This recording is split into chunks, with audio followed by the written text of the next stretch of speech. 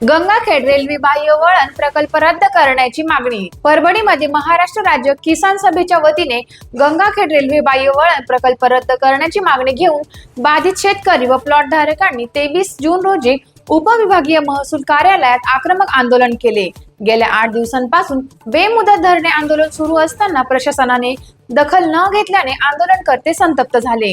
उपविभागीय महसूल अधिकारी जीवराज डाबकर कार्यालयात अनुपस्थित असल्याने संतप्त महिलांनी रिकाम्या खुर्चीला बांगड्यांचा हार घालण्याचा प्रयत्न केला, मात्र अधिकाऱ्यांनी महिलांना अडवून उद्धट भाषा वापरली, ज्यामुळे वाद निर्माण झाला आणि अखेरीस तहसीलदार उषा किरण शृंगारे यांनी आंदोलनकर्त्यांचे म्हणणे ऐकून निवेदने स्वीकारली।